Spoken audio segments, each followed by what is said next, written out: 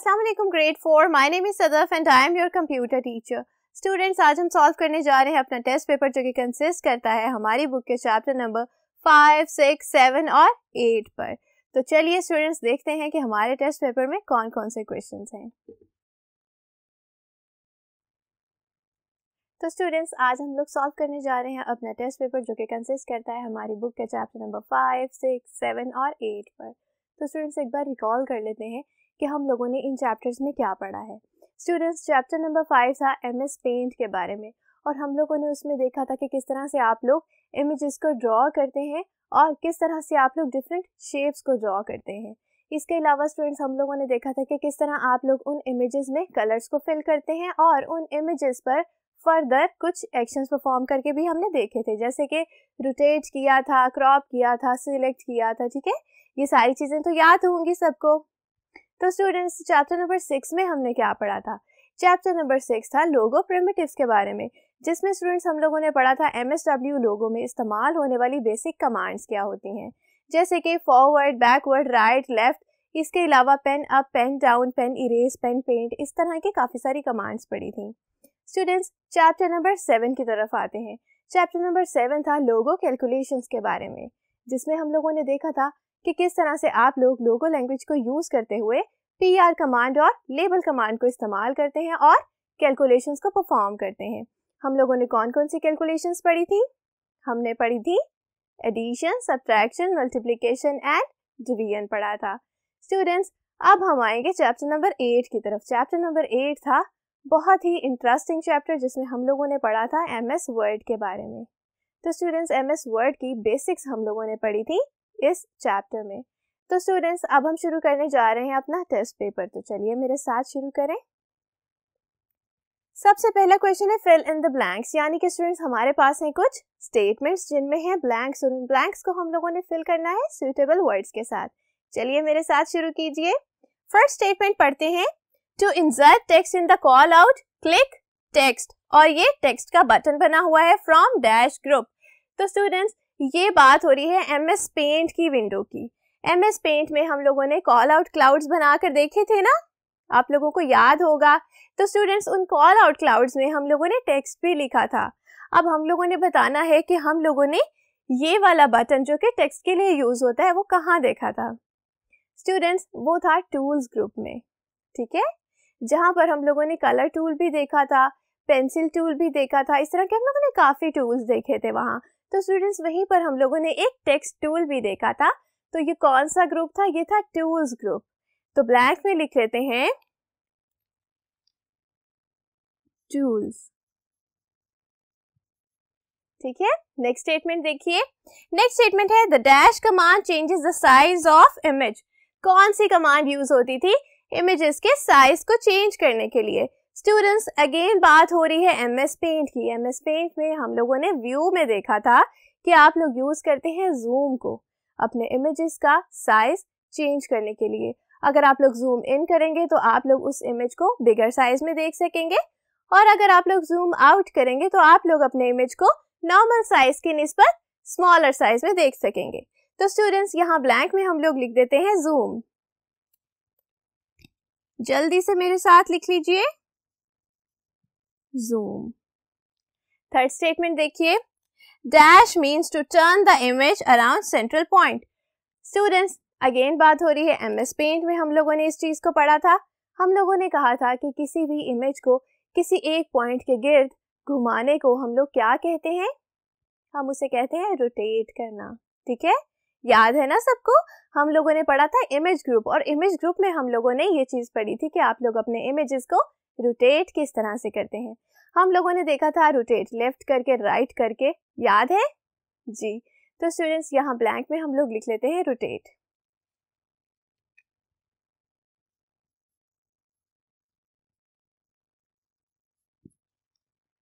जी students, next statement देखिए। Statement number 4 देखिए students, dash command is used to make the turtle reappear on the screen. कौन सी command इस्तेमाल होती है हमारे टर्टल को दोबारा से स्क्रीन पर शो करने के लिए? याद कीजिए, हम लोगों ने 2 कमांड्स पढ़ी थी लोगो प्रिमिटिव्स में। कौन कौन सी कमांड पढ़ी थी?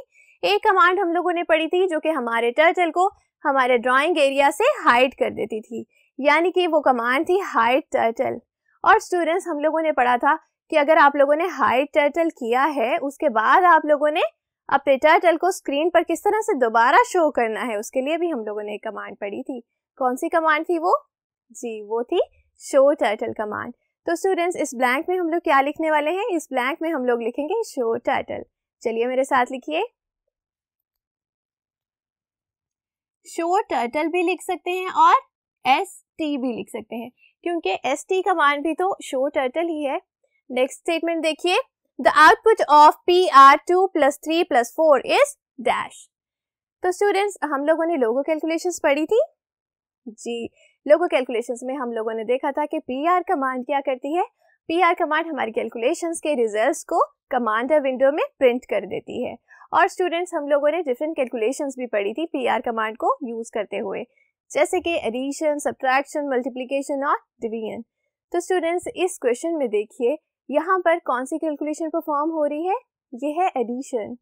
तो स्टूडेंट्स जब हम लोग 2, 3 और 4 को सम अप करेंगे तो हमारे पास क्या आउटपुट आनी चाहिए? हमारे पास आउटपुट आएगी 9, और वो कहाँ प्रिंट होगा? वो प्रिंट होगा कमांडर विंडो में। तो चलिए स्टूडेंट्स मेरे साथ आउटपुट लिखिए, आउटपुट आनी चाहिए 9। जी स्टूडेंट्स, तो हम लोगों ने अपने टेस्ट पेपर के पार्ट A को कर लिया है सॉल्व। अगर आप लोगों ने इस क्वेश्चन के आंसर्स को अभी तक नोट नहीं किया तो स्टूडेंट्स वीडियो को रिवाइंड करें और सारी ब्लैंक्स को फिल कर लें। अब हम देखेंगे नेक्स्ट क्वेश्चन। तो स्टूडेंट्स नेक्स्ट क्वेश्चन है, tick the correct and cross the wrong.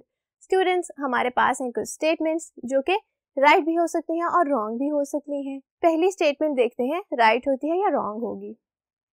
Head and tail are part of turtle. हम लोगों ने टर्टल पढ़ा था लोगो प्रिमिटिव्स में। जी स्टूडेंट्स, हम लोगों ने देखा था कि टर्टल के होते हैं 2 पार्ट्स, एक होता है हेड और एक होता है टेल। एक बार जरा रिकॉल कर लेते हैं किस तरह का होता है टर्टल। देखिए टर्टल की शेप होती है कुछ ऐसी, ठीक है। और स्टूडेंट्स हम लोग इस पार्ट को कहते हैं हेड और इस पार्ट को हम कहते हैं टेल, ठीक है। इसका मतलब ये हुआ कि हेड और टेल क्या है? एक टर्टल का पार्ट होते हैं। तो स्टूडेंट्स ये स्टेटमेंट है बिल्कुल ट्रू, तो चलिए इसे मार्क कर लेते हैं। नेक्स्ट स्टेटमेंट देखिए, नेक्स्ट स्टेटमेंट है LT command is used to turn the turtle clockwise.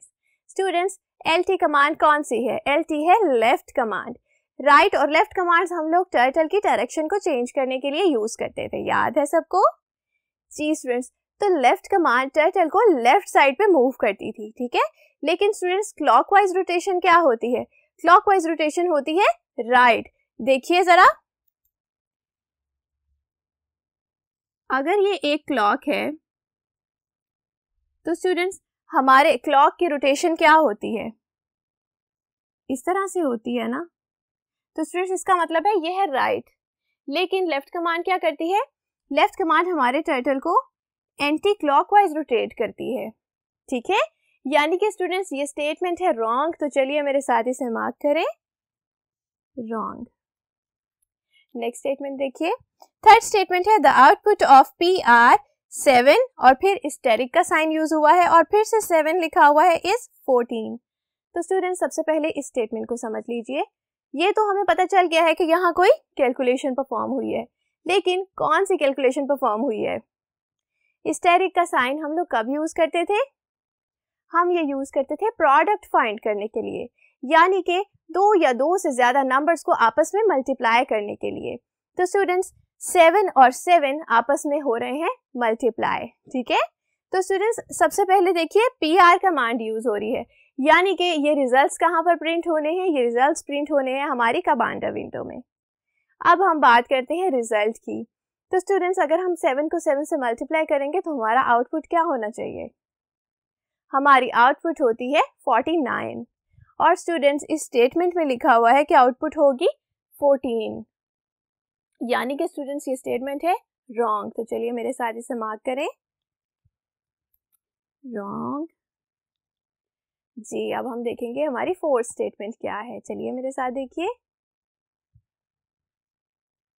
Students, fourth statement देखिए, फोर्थ स्टेटमेंट है PR command is used to display text in drawing area. PR command क्या थी? PR command है print command. हम लोगों ने text को display करने की दो कमांड्स पढ़ी थी, प्रिंट कमांड और लेबल कमांड। हमने कहा था कि प्रिंट कमांड हमारे टेक्स्ट को कहाँ पर प्रिंट करती है? ये प्रिंट करती है कमांडर विंडो में, और लेबल कमांड हमारे टेक्स्ट को प्रिंट करती है ड्राइंग एरिया में। ठीक है, अब जरा दोबारा से ये स्टेटमेंट देखिए कि PR कमांड हमारे टेक्स्ट को डिस्प्ले करती है ड्राइंग एरिया में। तो स्टूडेंट्स, आप अब बताएंगे कि क्या ये स्टेटमेंट ठीक है? नहीं स्टूडेंट्स, PR कमांड हमारे टेक्स्ट को डिस्प्ले करती है कमांडर विंडो में। तो स्टूडेंट्स चलिए मेरे साथ इसे मार्क कर लें। नेक्स्ट स्टेटमेंट देखिए मेरे साथ। There are 3 scroll bars in MS word. Students, scroll bars याद आई? MS वर्ड में हम लोगों ने पढ़े थे MS वर्ड के कंपोनेंट्स। तो स्टूडेंट्स वहां हम लोगों ने देखी थी स्क्रॉल बार्स। हमने कहा था कि 2 स्क्रॉल बार्स यूज होती हैं MS वर्ड में, एक होती है वर्टिकल स्क्रॉल बार और एक होती है हॉरिजॉन्टल स्क्रॉल बार। ठीक है, लेकिन स्टूडेंट्स हम लोगों ने किसी थर्ड स्क्रॉल बार के बारे में वहां नहीं पढ़ा था और ना ही ये एग्जिस्ट करती है। तो स्टूडेंट्स ये स्टेटमेंट है बिल्कुल रॉन्ग, जिसमें ये लिखा है कि MS वर्ड में 3 स्क्रॉल बार्स होती है। तो चलिए मेरे साथ इसे मार्क कर लें। जी स्टूडेंट्स, तो इस स्टेटमेंट के साथ हम लोगों ने पार्ट बी भी अच्छे से सॉल्व कर लिया है।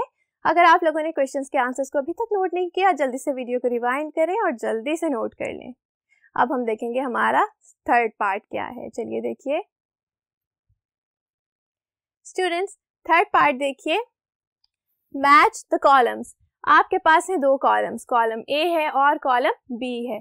तो स्टूडेंट्स हम लोगों ने कॉलम A में दी गई स्टेटमेंट्स को कंप्लीट करना है कॉलम B में दी गई फ्रेजेस के साथ। ठीक है, शुरू करते हैं। पहली स्टेटमेंट देखिए, इन MS word status bar.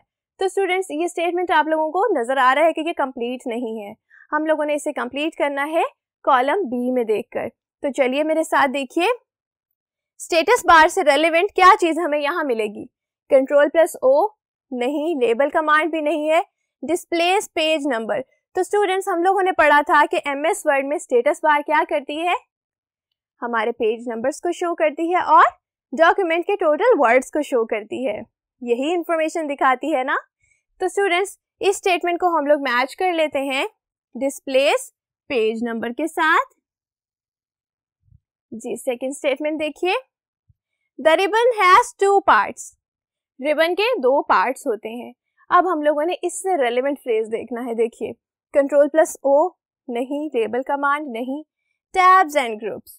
Students हम लोगों ने पढ़ा था कि MS वर्ड में जो रिबन एग्जिस्ट करता है उसके होते हैं 2 पार्ट्स। वो कौन कौन से होते हैं? वो होते हैं टैब्स और ग्रुप्स। तो स्टूडेंट्स चलिए मेरे साथ इसे मार्क करें। नेक्स्ट स्टेटमेंट देखिए, you open a saved file using क्या? Ctrl+O या फिर लेबल कमांड या फिर erases the drawing from drawing area. Students हम लोगों ने MS वर्ड में पढ़ा था कि हम लोग पहले से सेव्ड डॉक्यूमेंट को किस तरह से ओपन करते हैं? Ctrl+O की कीज को प्रेस करके। ठीक है, तो इसका मतलब ये हुआ कि हम लोग इसे मैच करेंगे इसके साथ। ठीक है, फोर्थ स्टेटमेंट देखिए, फोर्थ स्टेटमेंट है clear screen command. Clear screen command क्या करती है? देखिए students, erases the drawing from drawing area. तो स्टूडेंट्स आप लोगों को याद है लोगो प्रिमिटिव्स, वहां हम लोगों ने एक कमांड पढ़ी थी क्लियर स्क्रीन, यानी कि CS कमांड। CS कमांड क्या करती थी? हमारे ड्राइंग एरिया में से हमारी ड्राइंग को इरेज कर देती थी। इसका मतलब है कि हम लोग इसे मैच करेंगे इस फ्रेज के साथ, और ये फिर पूरी स्टेटमेंट क्या बनेगी? Clear screen command erases the drawing from drawing area. ठीक है, आगे देखिए स्टूडेंट्स, आप लोगों को ये एक पिक्चर नजर आ रही है। ये है स्क्रीन, यानी कि ये है ड्राइंग एरिया, और ये है टर्टल। जो रेड कलर में आप लोगों को ट्रायंगल नजर आ रहा है, ये है टर्टल। और स्टूडेंट्स टर्टल के साथ एक टेक्स्ट लिखा हुआ है लोगो। जरा याद करें, हम लोगों ने पढ़ी थी 2 कमांड्स टेक्स्ट को डिस्प्ले करने की, PR कमांड और लेबल कमांड। तो स्टूडेंट्स ड्राइंग एरिया में टेक्स्ट को हम लोग किस तरह से प्रिंट करते थे? लेबल कमांड को यूज करते हुए। अब जरा अपने कॉलम B में देखिए स्टूडेंट्स, यहाँ पर है लेबल कमांड। ठीक है, यानी कि स्टूडेंट्स अगर हम लोग ये आउटपुट चाहते हैं तो हमें क्या यूज़ करना पड़ेगा, हमें यूज़ करनी पड़ेगी लेबल कमांड। तो चलिए इसे मार्क कर लेते हैं लेबल कमांड के साथ। ठीक है स्टूडेंट्स, इसी के साथ हम लोगों ने अपना टेस्ट पेपर कर लिया है कंप्लीट। आप लोग भी इसकी अच्छे से एक बार प्रैक्टिस कर लीजिएगा। स्टूडेंट्स अपना ख्याल रखिएगा। अल्लाह हाफ़िज़।